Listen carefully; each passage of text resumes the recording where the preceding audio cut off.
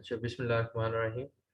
Last lecture में थोड़ा सा इंटरनेट कनेक्शन प्रॉब्लम आ गया था, तो हमारा लेक्चर जो था वो बीच में डिस्कनेक्ट हो गया था। हमने जनरल डिस्क्रिप्शन पढ़ ली थी, जनरल आइडिया ले लिया था इलेक्ट्रिक सर्किट से रिलेटेड, और इलेक्ट्रिक फ्लो प्रॉब्लम में हमने करना क्या है या करंट फ्लो प्रॉब्लम में हमें करना क्या है। अब हम स्टार्ट करते हैं उसकी प्रॉब्लम्स। ठीक है, जैसे कि लास्ट टाइम मैंने बताया था कि इलेक्ट्रिक जो सर्किट होता है, तो इलेक्ट्रिक सर्किट जो होता है ये इलेक्ट्रिक करंट को ट्रांसमिट करने के लिए यूज होता है। ये सामने एक इलेक्ट्रिक सर्किट है, लास्ट टाइम ही मैंने दिखाया था। ठीक है, तो इलेक्ट्रिक सर्किट के मैंने पार्ट्स भी बताए थे कि इलेक्ट्रिक सर्किट में रेजिस्टर हो सकता है, बैटरीज हो सकती हैं, इंसुलेटर हो सकता है, इंडक्टर हो सकता है। तो ये हमारे पास एक इलेक्ट्रिक सर्किट है, और ये जो इलेक्ट्रिक सर्किट है इसमें रेजिस्टर्स, ये रजिस्टर है, ये रजिस्टर है, ये रजिस्टर है, रजिस्टर्स गिवन है, और इसके अलावा बैटरीज गिवन है। एक बैटरी ये है और एक बैटरी ये गिवन है। ठीक है, और हमने इसमें दो लूप्स हैं। ये जो सामने आपके पास सर्किट है इसमें एक ये लूप है, लूप वन। लूप वन इसलिए क्योंकि ये I1 यहाँ पे लिखा हुआ है, ये लूप वन, नहीं तो आप कोई भी लूप वन ले सकते हो। और ये I2 लिखा हुआ है, तो ये लूप टू, यानी ये ऊपर वाला ये लूप वन है, और ये नीचे वाला ये जो पोर्शन है ये लूप टू है। ठीक है, तो दो लूप गिवन है। अननोन क्या है हमारे पास? अननोन हमारे पास करंट है, I1 और I2 हमने फाइंड करना है using application of linear system, using matrix. ठीक है, मैट्रिसेस हमने I1 एंड I2 हमारे अननोन। ठीक है, तो ये बेसिकली हमारा एक इलेक्ट्रिक सर्किट था जो हमने कंसीडर किया। ठीक है, अब हम इससे रिलेटेड प्रॉब्लम करते हैं, और हम देखते हैं कि कैसे ये जो इलेक्ट्रिक सर्किट है इसको हम कन्वर्ट करेंगे मैट्रिक्स फॉर्म में। ठीक है, और फिर उसको सॉल्व करके अननोन वैल्यूज को फाइंड करेंगे। तो ये जो रेजिस्टर है ना, रेजिस्टर का मैं ऑलरेडी बता चुका हूँ लास्ट लेक्चर में क्या होता है। रेजिस्टर की जो यूनिट होती है वो ओहम होती है। Unit of resistor is ohm, resistance is ohm. Resistance की यूनिट ओम है, ओम का सिंबल ये होता है। ठीक है, सो रेजिस्टेंस की यूनिट ओम है, और ये बैटरी जो है ये बेसिकली वोल्टेज है। सो वोल्टेज जो है वो वोल्ट, 30 वोल्ट। ठीक है, वी फॉर वोल्ट, वोल्टेज कितना, 30 वोल्ट। और ये ओहम जो है ये रेजिस्टेंस की यूनिट है। तो ये बेसिकली हमारे पास जो लूप वन है उसमें जो रेजिस्टर लगे हुए हैं वो एक 5 ओम का है। ठीक है, और ये कंबाइन है लूप वन और टू का, लेकिन लूप वन में भी इसको हम कंसीडर करते हैं 20 ओम का। ठीक है, बैटरी जो लूप वन में है वो 30 वोल्ट, और ये 10 वोल्ट कंबाइन है, लेकिन लूप वन में भी आएगी, टू में भी, कैलकुलेशन करते हुए। सो लूप टू में रजिस्टर एक ही है, 15 ओम, बल्कि दो है, ये जो कंबाइन है ये भी होगा 20 ओम। और लूप टू में बैटरी ये जो है 10 ओम, जो कि कंबाइंड बेसिकली लूप वन और लूप टू की। सो हमने जो इलेक्ट्रिक सर्किट कंसीडर किया, इसमें दो लूप्स है, और हमें करंट फाइंड करना है I1 and I2, I1 from first loop and I2 from second loop. तो सबसे पहले हम इस प्रॉब्लम को कन्वर्ट करेंगे।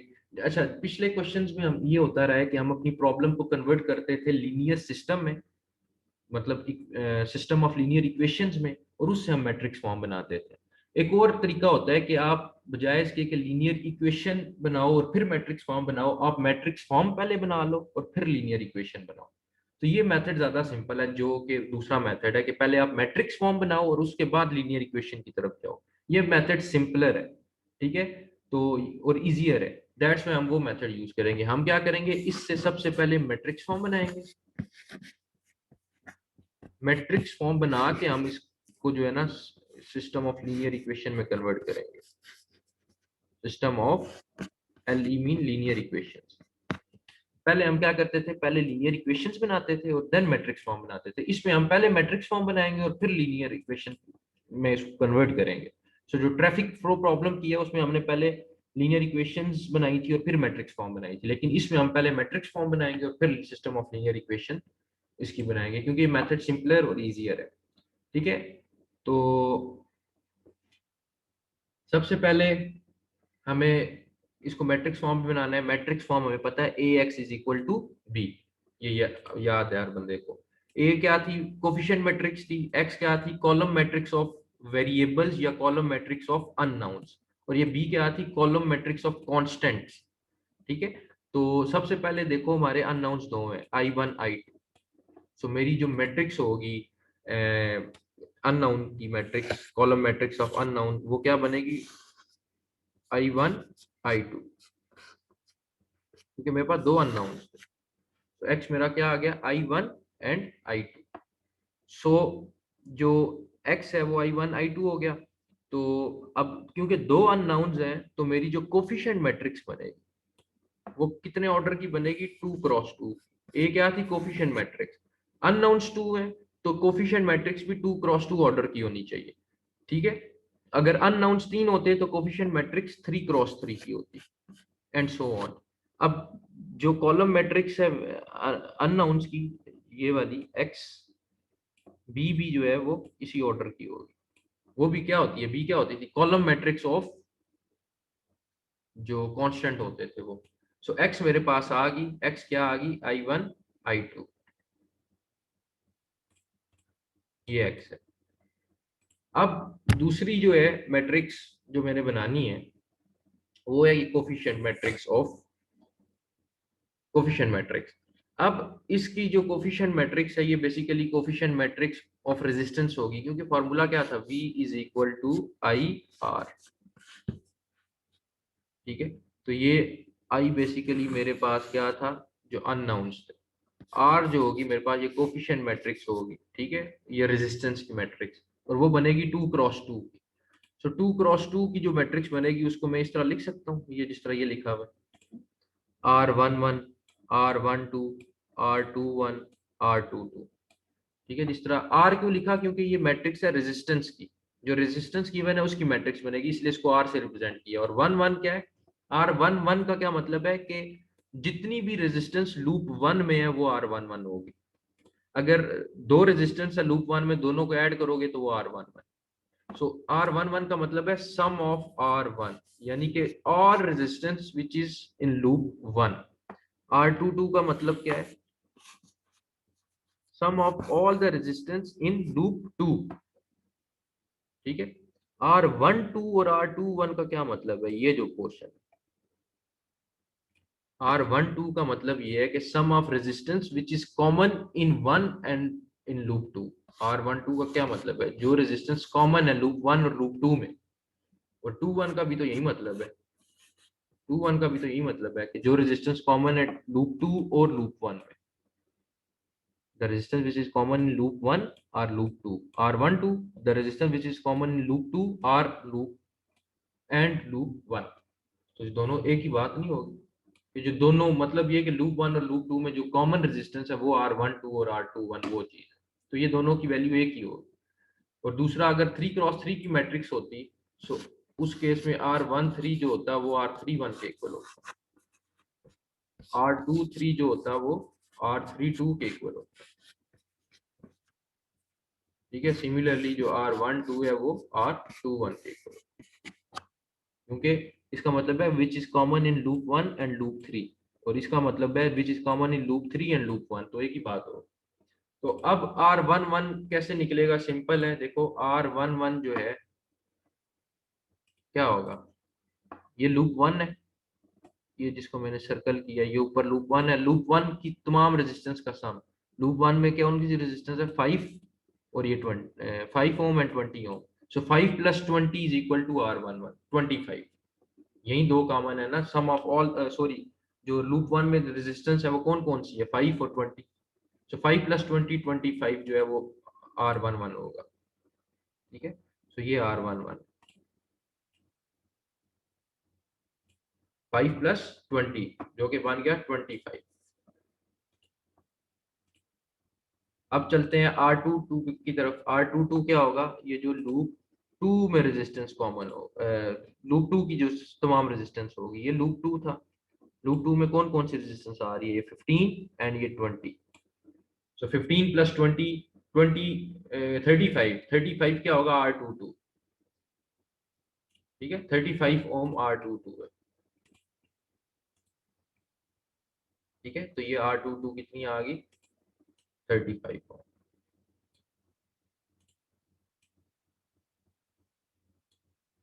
ठीक है, R12 और R21 क्या था, the resistance which is common in first and second loop. First और सेकंड लूप में जो कॉमन रेजिस्टेंस है वो R12 या फिर उसको R21 लिखो। तो जो फर्स्ट और सेकंड लूप में कॉमन रेजिस्टेंस थी वो कौन सी कॉमन रेजिस्टेंस थी, वो ये रेजिस्टेंस कॉमन थी 20 ओम, जो कि फर्स्ट लूप में और सेकंड लूप दोनों में आ रही थी। सो जो कॉमन रेजिस्टेंस थी ना, उसके साथ हम नेगेटिव साइन यूज करेंगे, ये याद रखना। जो भी कॉमन रेजिस्टेंस होगी, जो भी प्रॉब्लम सॉल्व करोगे, उसके साथ आपने नेगेटिव साइन यूज करना है। ठीक है। सो जो कॉमन रेजिस्टेंस है R12 is equal to R21, वो किसके इक्वल होगी, -20 ओम के। ये चीज ख्याल रखना है, ये नेगेटिव का साइन यूज करना है। तो ये जो होगी R12 is equal to R21 is equal to -20 ohm, तो ये -20 ओम होगा। सो ए किसके इक्वल था, ए ये था ना R11। सो R11 की जगह ये 25 पुट कर दोगे, R22 की जगह ये 35 पुट कर दोगे, R12 एंड R21 की जगह ये -20 ओम पुट कर दोगे। जब पुट करोगे तो ये आपके पास कोफिशिएंट मैट्रिक्स बन जाएगी।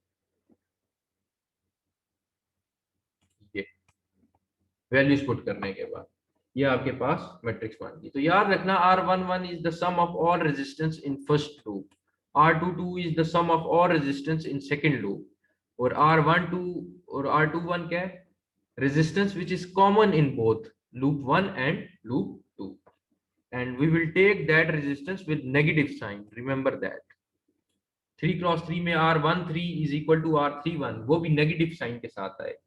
ये चीज याद रखनी है आपको, इसकी चीज को भूलना नहीं। अच्छा, आगे रहेगी एक matrix B, AX is equal to B था ना, ये मैट्रिक्स रहेगी, ये बी क्या आएगी, वो voltage, V is equal to IR, voltage इसमें आएगा। सो अब वोल्टेज भी जिस तरह ये I1 I2 है, उस तरह वो क्या होगा, वोल्टेज जो लूप 1 में है एंड वोल्टेज जो लूप 2 में होगा। सो जो मैट्रिक्स बी है, अब ये मैट्रिक्स बी, अब आपने देखना है लूप 1 में वोल्टेज और लूप 2 में वोल्टेज। अब ये चीज, इसमें एक चीज का बहुत ख्याल रखना है जो कंफ्यूजिंग चीज है।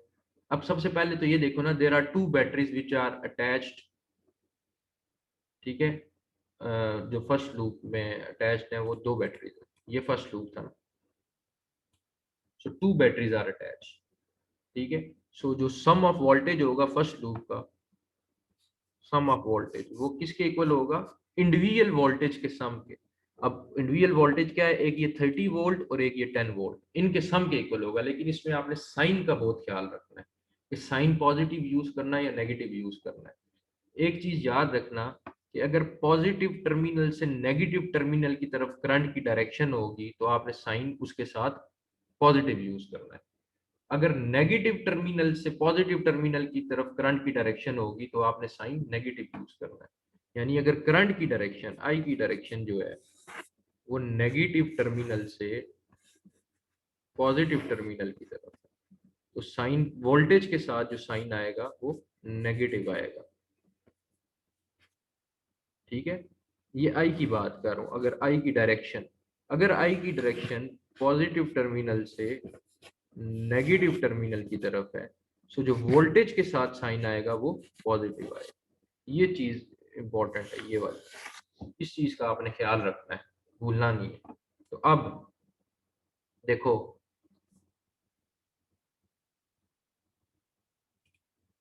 यहाँ पे देखो करंट की डायरेक्शन क्या है, क्लॉकवाइज, यानी करंट यूं फ्लो कर रहा है, यूं करके,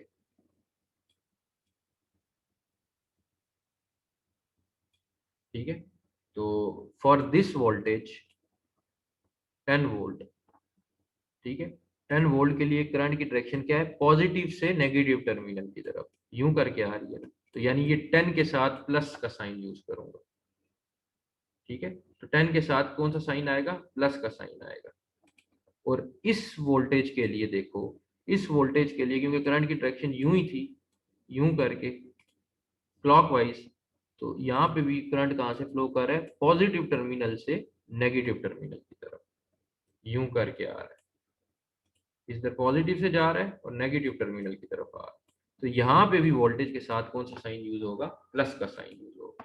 सो जो लूप 1 है, लूप 1 में जो वोल्टेज आएगा वो क्या आएगा, 10 + 30 विच इज इक्वल टू 40। ये लूप 1 का वोल्टेज होगा। लूप 2 का वोल्टेज जो होगा, लूप 2 में कितनी बैटरीज अटैच है, लूप 2 में एक ही बैटरी अटैच है, यानी एक ही वोल्टेज है। ये लूप 2 था ना, तो लूप 2 में एक ही बैटरी अटैच, ये 10 वोल्ट। अब 10 वोल्ट जो है इसके साथ सिंबल कौन सा आएगा लूप 2 के लिए? अब यहाँ पे करंट की डायरेक्शन देखो क्या है, यहाँ पे जो करंट की डायरेक्शन है वो क्लॉकवाइज है, यानी यूं करके फ्लो कर रहा है करंट। क्लॉकवाइज का क्या मतलब है? क्लॉकवाइज डायरेक्शन जो घड़ी की डायरेक्शन होती है, सो नेगेटिव से पॉजिटिव की तरफ करंट फ्लो कर रहा है। तो इसका मतलब ये हुआ कि यहाँ पे जो वोल्टेज के साथ सिंबल आएगा वो क्या आएगा? -10। For loop 2 V is equal to -10।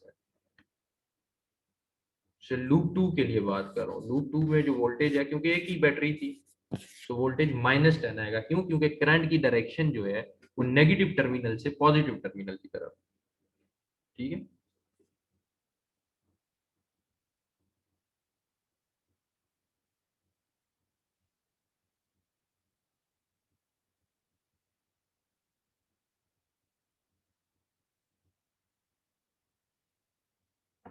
तो ये चीज का ख्याल रखना है।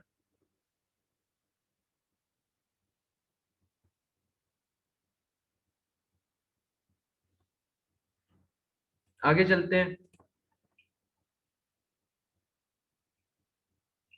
तो ये आपके पास 40 और -10 आ गया, 40 और -10। ठीक है, वो कैसे आया? ये लूप 1 जो था उसमें वोल्टेज को सम किया, 10 + 30 40 वोल्ट आ गया, अभी ऊपर बताया वोल्ट। और फॉर लूप 2 क्योंकि एक ही बैटरी थी लेकिन साइन नेगेटिव आएगा, ये इस चीज का ख्याल रखना है। साइन क्यों नेगेटिव आया? डायरेक्शन की वजह से। तो बी मेरा मैट्रिक्स हो गया 40 -10। तो क्या था? A X is equal to B. So A मेरे पास मैट्रिक्स आ चुकी थी, जो कोफिशिएंट मैट्रिक्स थी वो इसके इक्वल थी, एक्स I1 I2 और बी 40 -10। अब आप आगे काम जानते हो, इसको ऑगमेंटेड मैट्रिक्स की फॉर्म, ऑगमेंटेड मैट्रिक्स में लिखा। ऑगमेंटेड मैट्रिक्स क्या होता है कि मर्ज कर देते हो आप कोफिशिएंट मैट्रिक्स और कॉलम मैट्रिक्स ऑफ कांस्टेंट को। तो ये इसको आपस में मर्ज कर दिया आप। तो ये अगर 0 0 होता तो ये जो मैट्रिक्स होती, जो इक्वेशंस होती, वो होमोजीनियस इक्वेशन होती, जो सिस्टम होता वो होमोजीनियस सिस्टम होता। लेकिन ये जो कांस्टेंट वाली राइट साइड है इक्वेशन की, जो कांस्टेंट वाली साइड है, क्योंकि वो जीरो नहीं है, तो ये नॉन होमोजीनियस इक्वेशन। ठीक है, तो ये आपने इसको और इसको जब मर्ज किया तो ऑगमेंटेड मैट्रिक्स बन गई। अब आपको पता है कि गॉस एलिमिनेशन यूज करो या गॉस जॉर्डन मेथड यूज करो और I1 और I2 की वैल्यू कैलकुलेट करो। ये आगे आप जानते हो। अगर किसी को अभी तक गॉस जॉर्डन और गॉस एलिमिनेशन का नहीं पता तो ये वीडियोस मेरी अपलोडेड है, पहले आप गॉस एलिमिनेशन मेथड और गॉस जॉर्डन मेथड वाली वीडियो देखो, उसके बाद इस वीडियो पे आओ, उसके बाद इस लेक्चर पे आओ। ठीक है, जिसको अभी तक गॉस जॉर्डन और गॉस एलिमिनेशन का नहीं पता तो आप वो अभी यहाँ पे स्टॉप कर दें इस स्टेप को, पहले ये वीडियो देखे, ये मेथड सीखे और उसके बाद इसको खुद सॉल्व करे और I1 और I2 की वैल्यूज निकालें। तो ये था आपका सिंपल, आपने मैट्रिक्स फॉर्म बनाई, अब आपने उसको सॉल्व करना है और अननोन्स की वैल्यूज फाइंड करना है। ठीक है, ये आर्गुमेंटेड मैट्रिक्स है, अगर आपने इसको सॉल्व करना है यूजिंग गॉस एलिमिनेशन या गॉस जॉर्डन, ये अब आप पे। सेकंड प्रॉब्लम देख लेते हैं इसी से रिलेटेड। अब थोड़ी सी जरा लूप्स बढ़ गए, थोड़ी कॉम्प्लेक्सिटी आ गई प्रॉब्लम में। अब 3 लूप्स हैं, लूप 1, लूप 2, लूप 3। ठीक है, फाइंड क्या करना है? I1 I2 I3। First loop में जो रेजिस्टर्स गिवन है उनके रेजिस्टेंस क्या है? 4 ohm and 4 ohm and this one 3 ohm. Second loop में जो रेजिस्टर लगे हुए हैं वो कौन कौन से हैं? ये 3 ओम, 1 1 ओम एंड 1 ओम। ठीक है, कॉमन वाले भी लेने हैं हमने। और थर्ड लूप में क्या क्या है? 1 ओम, 1 ओम एंड ये 1 ओम। फर्स्ट लूप में बैटरी है वो क्या है? 30 वोल्ट की। ठीक है, सेकंड लूप में जो बैटरी है वो कौन सी है? ये वाली 3 वोल्ट की। थर्ड लूप में जो बैटरी है वो दो है, ये 3 वोल्ट और 20 वोल्ट। ठीक है, तो ये देखो, इस पिछली एग्जांपल में अगर आप गौर करो तो जो बैटरी थी वो किस तरह बनी हुई थी? यूं करके शो हुई थी। ठीक है, इसमें जो है बैटरी जो है इस तरह टर्मिनल शो हुआ है, लास्ट टाइम मैं बता चुका हूँ, सिंबल है ये। ठीक है, यूं करके। तो जो स्मॉल लाइन है वो नेगेटिव टर्मिनल को शो करती है और जो लार्जर लाइन है पॉजिटिव को। अगर ना बना हो क्वेश्चन में ये पॉजिटिव नेगेटिव शो किया हो तो इसका मतलब ये है जो स्मॉलर लाइन लगी होगी उसको आपने नेगेटिव टर्मिनल लेना है, तो जो ये लार्जर लाइन होगी उसको पॉजिटिव टर्मिनल लेना है। इसका ख्याल रखना है, लाजमी नहीं है कि ये आपको साथ बना के दिया जाए, इसकी बड़ी इंपॉर्टेंस है क्योंकि वोल्टेज को लिखते हुए आपने करंट की डायरेक्शन देखनी है। ठीक है, वोल्टेज को देखते लिखते हुए अगर करंट की डायरेक्शन आपने गलत ले ली तो फिर काम खराब है, फिर सारा काम दोबारा करना पड़ेगा। तो इसमें आपने क्या करना है, इसमें भी आपने सेम वही काम करना है, इतनी डिटेल में दोबारा मैं नहीं जाऊंगा। A X is equal to B X, तीन अननोन्स है I1 I2 I3। अब इसमें जो एक्स है वो क्या हो गया, ये I1 I2 I3। इसमें जो ए मैट्रिक्स बनेगी कोफिशिएंट मैट्रिक्स जो रेजिस्टेंस की हमने लास्ट टाइम भी बनाई थी, अब इसमें ऑर्डर उसका क्या होगा, इसमें इसका ऑर्डर होगा 3x3 क्योंकि तीन अननोन्स है। सो 3x3 ऑर्डर की होगी और किस तरह होगी, ये R11 R12 R13 R21 R22 R23। अब इसमें ये R11 क्या है, sum of all resistance in first loop, this is sum of all resistance in second loop, और ये R33 sum of all resistance in third loop। ये R12 और R21 equal है। ये क्या है जी, sum of resistance which is common in both first and second loop।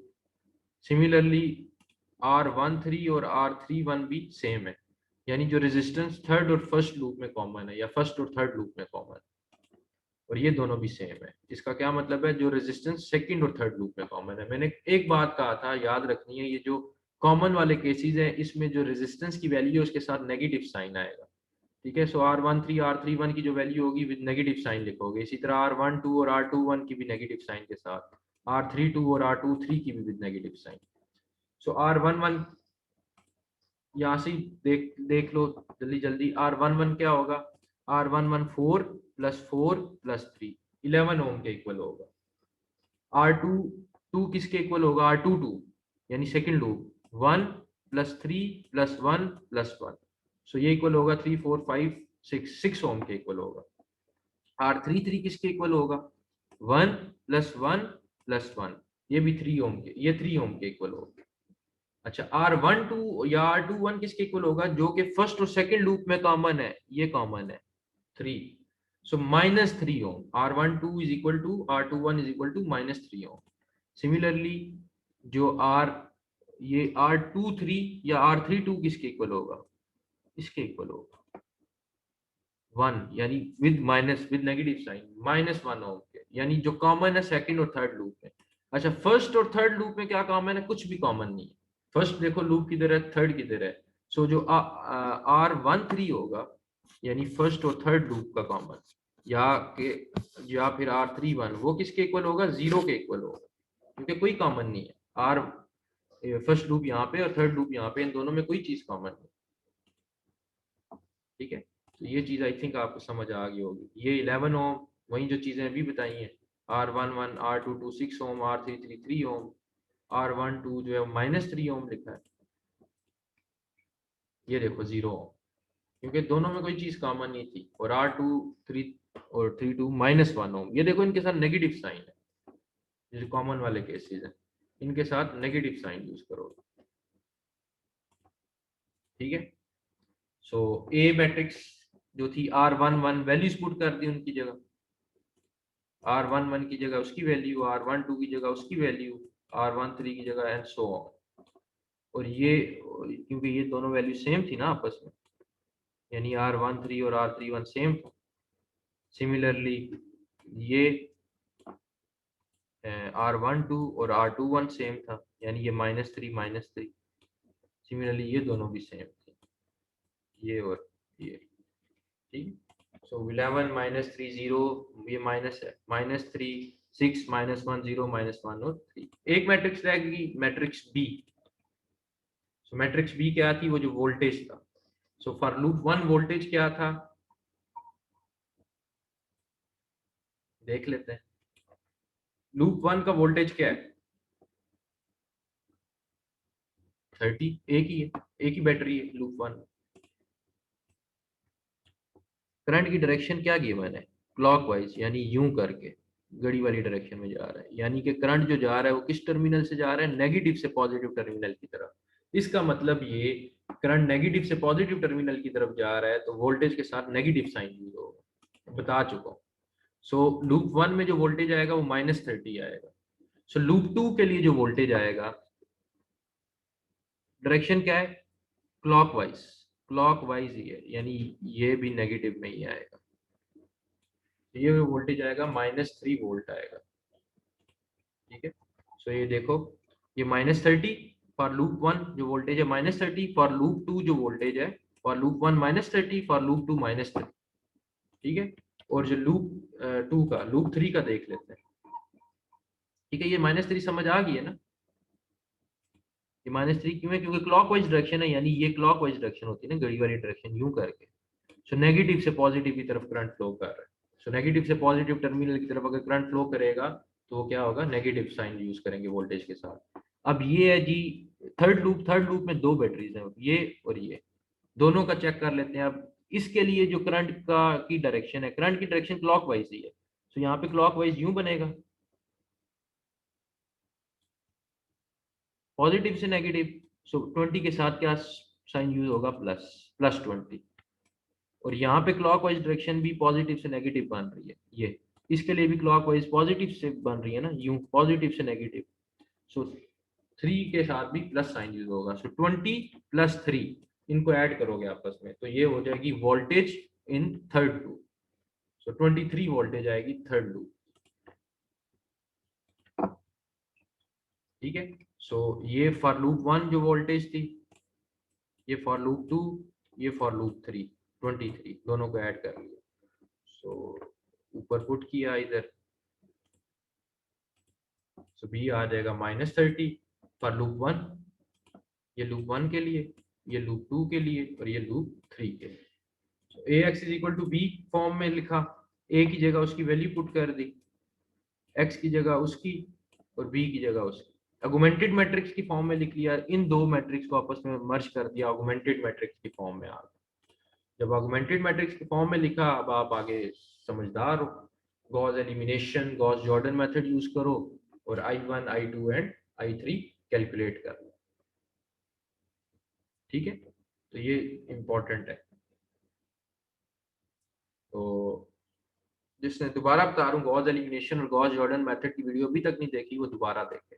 ये भी नॉन होमोजीनियस सिस्टम है क्योंकि इसकी भी इक्वेशन की जो राइट साइड है वो 0 के इक्वल नहीं है। प्रॉब्लम 3 एक और प्रॉब्लम देख लेते हैं। प्रॉब्लम 3 क्या है जी, ये हमारे पास एक इलेक्ट्रिक सर्किट है, हमने वही फाइंड करना है I2, I3 and I1। So unknowns क्या है, I1, I2, I3। First loop ये वाला है क्योंकि I1 यहाँ लिखा हुआ है, ये सेकंड लूप है और ये थर्ड लूप है। तो फर्स्ट लूप में एक बैटरी है, दो रेजिस्टर है, एक ये और एक ये। सेकंड लूप में एक बैटरी है और दो रेजिस्टर है, एक ये और एक ये। थर्ड लूप में कोई बैटरी नहीं है और 3 रेजिस्टर हैं, 1, 2, 3, ठीक है। ये थर्ड लूप था। सॉल्व करते हैं वही चीज, मैट्रिक्स फॉर्म ax = b, ठीक है। सो ax = b, 3 अननोन्स है I1, I2, I3। x जो होती है कॉलम मैट्रिक्स ऑफ अननोन्स होती है, वो लिख लिया। अब a, क्योंकि 3 अननोन्स है तो 3x3 की कोफिशिएंट मैट्रिक्स बनेगी। सो 3x3 की कोफिशिएंट मैट्रिक्स रेजिस्टेंस की बनेगी। सो R11 v = IR, R12 R13, ये वो नंबरिंग कर दी, ठीक है। अब इसमें R11 का मतलब पता है आपको कि all the resistance in loop 1, all all the resistance in loop 2, या ऑल द रेजिस्टेंस जो लूप 3 में उनकी रेजिस्टेंस। और ये R12 और R21 क्या है जो कॉमन है दोनों में, R13 और R31 जो दोनों में कॉमन है। सो R11 क्या होगा, देख लो यहाँ से जल्दी जल्दी। जो R11 है वो ये 2 + 4 6 ओम होगा। R22 क्या होगा, 2 + 8 10 ओम होगा। R33 क्या होगा, 8 + 6 + 4 18 ओम होगा। और R12 क्या होगा, 1 और 2 में जो कॉमन है वो 2 ओम कॉमन है और विद नेगेटिव साइन आएगा -2 ओम। सो R23 क्या होगा, R23 ये कॉमन है इन दोनों में, सेकंड और थर्ड लूप में, सो -8 ओम। और R13 क्या होगा, ये कॉमन है फर्स्ट में और थर्ड में, 4 ओम, ठीक है। तो यही चीज लिखी हुई है 6 10 18 -2 -4 -8 ओम, ये जो भी चीजें बताई हैं, ठीक है। इक्वेशन में पुट की, इसमें मैट्रिक्स में वैल्यूज पुट की, तो पुट की R11 की जगह उसकी वैल्यू, R12 की जगह उसकी वैल्यू, एंड सो ऑन। सो आपके पास जो मैट्रिक्स आई कोफिशिएंट वो ये आ गया, ठीक है। अब जो मैट्रिक्स बी है वो रहेगी। अब मैट्रिक्स बी क्या थी, जो वोल्टेज है for loop 1 for loop 2 and for loop 3। ऊपर आ जाते हैं, लूप 1 के लिए जो वोल्टेज है वो क्या है, पहले वो देख लेते हैं।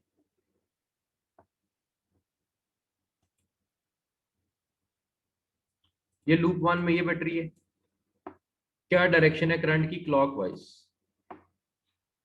क्लॉकवाइज क्या बनता है, पॉजिटिव से नेगेटिव। सो पॉजिटिव से नेगेटिव क्या साइन यूज होगा वोल्टेज के साथ, प्लस 16 वोल्ट। सो लूप 1 के लिए जो वोल्टेज होगा वो 16 वोल्ट होगा, ठीक है। 16 वोल्ट, ये देखो 16 वोल्ट, ठीक है, ये 16 वोल्ट। सिमिलरली लूप 2 का देख लेते हैं।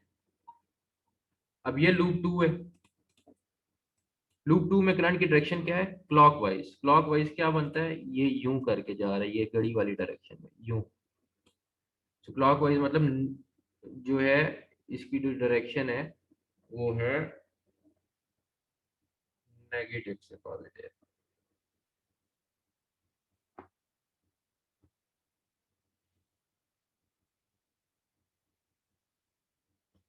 यानी कि यहाँ पे आएगा -40, +40 नहीं आएगा, यहाँ पे -40 है, ठीक है। यहाँ -40 आएगा, ये होगा फॉर लूप 2 -40। चलो ये हो गया। लूप 3 में कोई बैटरी है ही नहीं, तो वोल्टेज क्या होगी, 0 होगी, ठीक है। तो यहाँ पे जो है ना लूप 2 के लिए जो वोल्टेज था वो -40, यहाँ पे -40 आएगा, ठीक है। तो ये -40 होगा, ये एक करेक्शन कर लो। लूप 3 में कोई वोल्टेज नहीं था तो 0 वोल्ट, बैटरी नहीं थी कोई।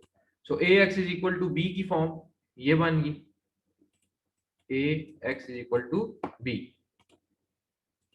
सो ऑगमेंटेड मैट्रिक्स की फॉर्म में लिखा, कैसे लिखोगे, दोनों को मर्ज कर दोगे, दोनों को मर्ज कर दिए, तो ये ऑगमेंटेड मैट्रिक्स बन गई फॉर्म। सॉल्व करो गॉस एलिमिनेशन या गॉस जॉर्डन मेथड लगा के, और I1 I2 और I3 कैलकुलेट कर लो, ठीक है। तो ये था आपका एप्लीकेशन जो थी लीनियर सिस्टम की इन करंट और इलेक्ट्रिक फ्लो प्रॉब्लम। सिर्फ आपने जो है ना सर्किट डायग्राम को समझ लिया तो आगे आपको मेथड्स आते हैं। तो यही मेथड यूज करके आपने गॉस एलिमिनेशन या गॉस जॉर्डन या और अगर कोई और फॉर्म बनती है या कोई और मेथड है उससे करके या रो रिडक्शन करके आपने अननोन्स फाइंड करने। और अननोन्स क्या थे, I1 I2 and I। Voltage का केस याद रखना है कि वोल्टेज कब नेगेटिव लेनी है और कब पॉजिटिव लेनी है, ठीक है। तो ये एक चीज का ख्याल रखना।